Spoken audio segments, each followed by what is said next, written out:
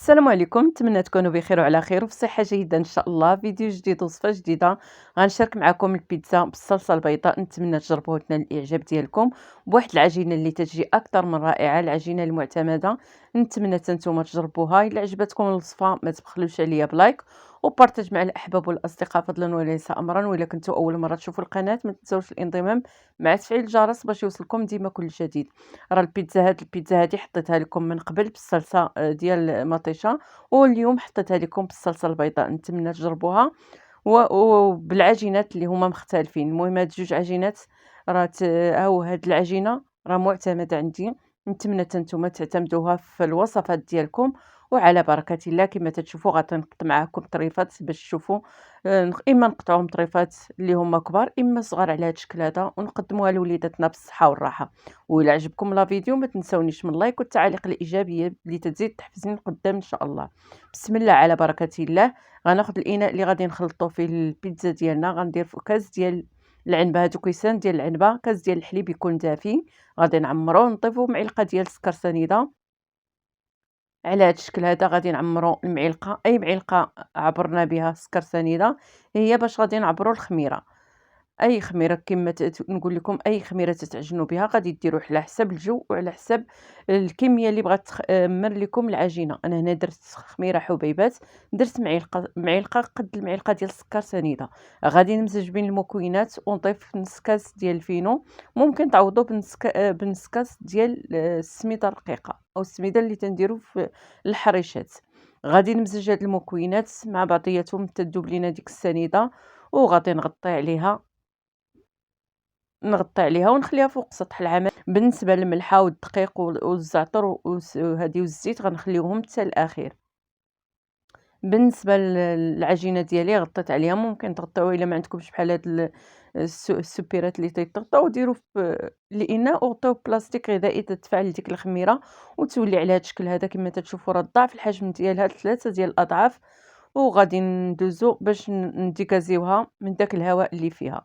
هانتوما تتشوفوا الخليط ديالنا راه اختمر كما تنقول لكم ضاعف ل3 ديال الأضعاف على هاد الشكل هذا. ديك الخميرة تفاعلت مع السكر سنيدة والحليب، وغادي نديكازيها بهذا الشكل هذا بواحد الضراب اليدوي. عاد ديك الساعة نضيف المكونات اللي تبقاو ليا. بالنسبة للمكونات غنضيف هنايا قبيصة ديال الملحة أو الملحة على حسب الذوق ديالنا. إلا بغيتو جوج بيتزات راه غادي تضاعفوا هاد المكونات اللي عطيتكم. غنضيف الدقيق بالتدريج. هنايا درت كاس عامر كما قلت لكم، الكاس باش عبرت الدقيق الحليب عفوا، هو باش غادي نعبر الدقيق. غادي ندير الزعتر، هنايا واحد المعلقة صغيرة ديال الزعتر غادي نديرها في الراحة ديال اليد ديالي وغادي نحكها مزيان. الزعتر تيعطينا واحد المذاق اللي هو زوين في البيتزا. ممكن نديروه حتى مع الحشوة من الفوق ملي تنديرو الصلصة والمكونات غنرشوا عليها واحد رشيشة من الفوق ديال الزعتر. غادي نمزج هاد المكونات بيدينا، ممكن تستعملوا غير معلقة خشبية أو سباتيلا. صافي غادي نمزجو ونخلطوا العجينة ديالنا كما تنعجنوا أي عجينة، غير ما غاديش ندلكوها ما حتى حاجة. غادي نجمعوا هاد المكونات وهنا باقي خاصني شوية دقيق، غنضيف 3 المعالق بالضبط ديال الدقيق. 3 المعالق، المهم المعالق ماشي عامرين اللي تياخدوا لينا 25 غرام، معالق اللي عبرت بهم السنيدة والخميرة. هنايا غادي نبدا نضرب على هاد الشكل هذا كما قلت لكم. ممكن تستعملوا غير المعلقه وتخلطوا بها العجين ديالكم بلا ما تدلكوه. هانتوما تتشوفوا من بعد ما درت داك الكاس غادي نضيفوا ليه 3 المعالق بالضبط ديال هذا ديال الدقيق. المعالق راه ماشي كبار تاني بزاف. وغادي نمزج هاد المكونات، نضيف شويه الزيت. هنا عندي نص كاس ديال الزيت غادي نضيفوه بالتدريج، وبهذه الطريقه تنبدا نجمع في العجين ديالي ونبدا نضيف الزيت. هنا غنجمع الجناب اللي عندي هنايا الجوانب، وغادي نغسل يديا باش نشوفوا القوام ديال العجينه. كما تتشوفوا راه تجي مرخوفه وتجي رطبه وجاريه، ما تجيش قاصحه وتجي على هذا الشكل هذا. صافي غادي نغطيو عليها كما قلت لكم. غنضيف الزيت بالتدريج، غندهن ليها الوجه ديالها والتحت ديالها بالزيت، وغادي نغطيها ونخليوها حتى تختمر. من بعد ما تدوز 15 دقيقه غنديكازيها ونخليوها واحد 2 المرات حتى 3 تنديكازيها من داك الهواء. صافي ديك الساعه غادي نستعملها في البيتزا ديالي. غادي ندوزو باش نحضروا الصلصه او الصوص بيشاميل. غادي نحتاج معلقه ديال الزبده، معلقه ديال الدقيق، والكاس ديال الحليب. هنا غادي ندير معلقه ديال الزبده فوق العافيه اللي تكون مهيله، وغادي نستعمل هاد الكريمه ديال الطبخ تتباع ب5 دراهم. هنايا غادي ندير كاسرونه فوق عافيه اللي تكون مهيله مع معلقه ديال الزبده تكون عامره، نخليوها تذوب. عاد ديك الساعه نضيفو معلقه ديال الدقيق الابيض الخاص بالحلويات وتكون مغربله من قبل. نتوما تشوفوا الزبده ديالي من بعد ما دابت غنضيفوا ليها معلقه ديال الدقيق ونخلطوها مزيان. نتوما تشوفوا معلقه باش عبرت الزبده هي باش غادي نعبر الدقيق، وغادي نخلطوها بالضراب اليدوي مزيان مزيان تيتحركها وتنسجم مع ديك الزبده على هاد الشكل هذا. وغنضيفو كاس ديال العنبه ديال الحليب، غادي نبدا نضيفو ونبدا نخلط مع التحريك المستمر حتى تبدا تعقد ليا لاصوص ديالي. تجي واحد الصلصه اللي هي زوينه بحال اللي تنديرو في ليكيش، تتجي اكثر من رائعه. هاد الصلصه البنات راه كثرتها باش ندير 2 ديال البيتزات اللي درت هنايا. الا بغيتو ديروا غير بيتزا وحده راه غادي ديروا غير نص ديال المكونات. هنا من بعد ما تتعقد ليا غادي ندير شويه د الملحه وشويه د البزار، غير طريقه ديال الملحه وطريقه ديال البزار على هاد الشكل هذا. نتوما تشوفوا دوك الفقاعات، وغادي نضيف ديك الكريمه اللي خديت كما قلت لكم. هذه راه تتباع غير ب5 دراهم، هي اللي غادي ندير كافيه لهاد البيتزا. وكما قلت لكم راه غادي دير ليا حتى 2 بيتزات. صافي غادي نخلط، غير بدات تطلع ليا الغليه في ديك الصلصه غنطفيو عليها ونخليوها على جنب وندوزو باش نحضروا البيتزا ديالنا. ما تحضروش هاد الصلصه تتكونوا موجدين لاباط. صافي غادي نطفي عليها ونخليها على جنب غير تبرد ليا. عاد ديك الساعه نطبقوها فوق العجينه. هانتوما تتشوفوا تيطلعوا فيها دوك الفقاعات، تنتاكدوا باننا الصلصه ديالنا راه ناجحه 100%. وغادي نستعملوها للبيتزا وبالصحه والراحه. نتوما تشوفوا القوام ديالها وتتشوفوها ما تيجيوش فيها لا حبيبات لا حتى حاجه، تجي واحد الصلصه اللي هي ليس وما تتحرقش لينا. ردوا معاها البال وديروها في شي كاسرونه اللي تكون ثقيله باش ما تحرقش لكم. غناخذ بابي كويسون غادي نديرو فيه غندهنوه بالزيت. هنا العجينه من بعد ما ضعفات راه كما قلت لكم تضاعف الحجم ديالها ونديكازيها ونخليوها نعاودوا ليها الطريقه شي 3 د المرات. عاد ديك الساعه غادي ندوزو باش نديروها نعمروها. غناخذ بابي كويسون او ورق الزبده غندهنو بشويه الزيت زيت الزيتون وناخذوا العجين ديالي وغنديروه نقادوه فوق سطح العمل بهذا الشكل هذا. نحاول نسرح البيتزا ديالنا كما قلت لكم. بغيتو ديروهم تقسموها لجوج صغار، بغيتو وحده كبيره راه غادي ديروا غير وحده كبيره. على هذا الشكل هذا راه تجي كبيره. كما قلت لكم دهنت بداك ورق الزبده بالزيت وغادي نرشوا عليها السميده باش كما قلت لكم لاباط غادي تجي حرشه وتجي بحال اللي تتباع في المحلات الكبرى. صافي غادي نسرح لاباط ديالي تكون رقيقه، وهاد الجوانب غنخليوهم شويه طالعين كل واحد على حسب اللي بغى. بغيتي تخليوهم بزاف طالعين بزاف، بغيتو غير شويه بهذا الشكل هذا. هانتوما تتشوفوا القوام ديال العجينه راه تتساعدنا باش نسرحوها وتتجي رطبه ومرخوفه وتجي زوينه بزاف.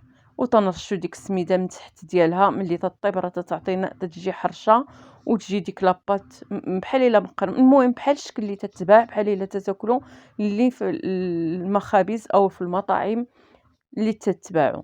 صافي غادي نسرح لاباط ديالي وغادي نشكلها على هاد الشكل هذا كما تتشوفوا. غندير ليها بواحد الفرشيط ندير ليها تقيبات بواحد الفرشيط.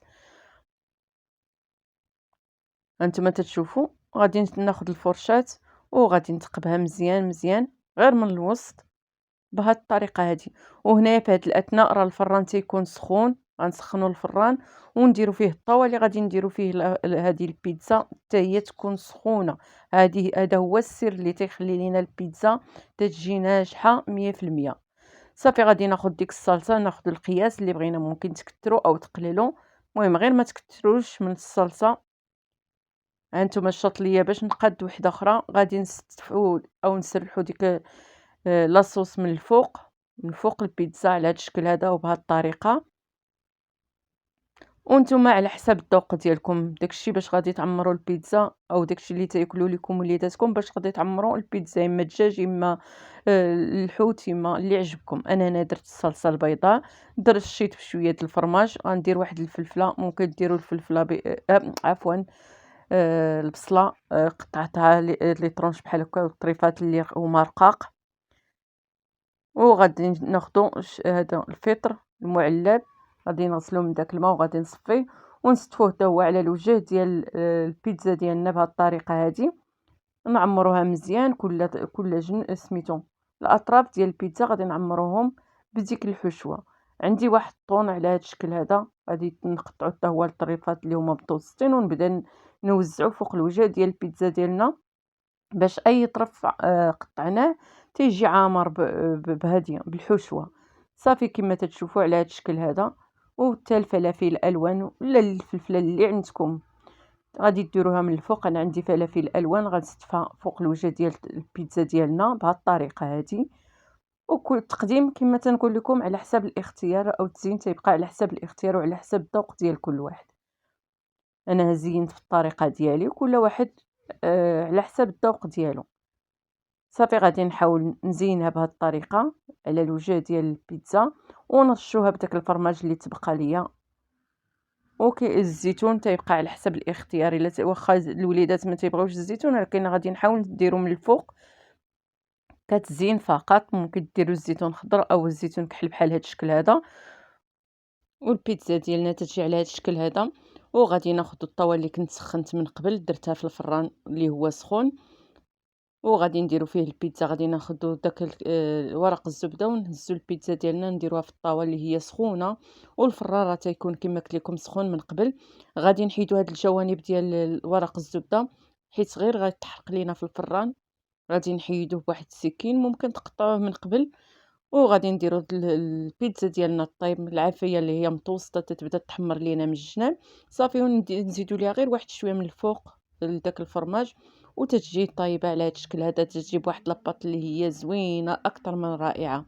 نتمنى نتوما تجربوها، راه غادي تنال الاعجاب ديالكم. تجي بديك الرشه ديال السميده تجي زوينه كما قلت لكم. تجي واحد لاباط اللي هي زوينه بحال الا طايبه في الفران ديال الزنقه بهذا الشكل هذا كما تتشوفوا. تتجي طالعه وزوينه وبديك السميده تجيها طيب من التحت ومن الفوق بهذه الطريقه هذه. تتجي محمره وتتحمر لينا، ما نحيدوهاش لتحت حتى نشوفوها تحمرات من دوك الجناب. وناخذوا صحن تقديم او اي حاجه تتقدموها وغادي نحيدوها بهذه الطريقه هذه. راه هي مازال سخونه كما تتشوفوا تتجي رائعه. نتمنى نتوما تجربوها وتقدموها لوليداتكم بالصحه والراحه. انتم تشوفوا لاباط تجي رائعه يا البنات، جربوها وغادي تعتمدوها ان شاء الله. غادي نقطع معكم باش تشوفوا الشكل النهائي ديال البيتزا ديالنا. نقطع معكم على هذه الطريقه هذه طريفه تمر كبار او صغار، كل واحد كما تنقول لكم على حسب الاختيار ديالو. تتجي مفرمجه وتجي رائعه وهشيشه بلاباط اللي هي زوينه. نتمنى نتوما تجربوها وتنال الاعجاب ديالكم. عجبتكم الوصفه ما تبخلوش عليا بلايك وبارطاج مع الاحباب والاصدقاء فضلا وليس امرا. وإلا كنتوا اول مره تشوفوا القناه ما تنسوش الانضمام. وشكرا للمشاهده ديالكم، خليتكم على خير.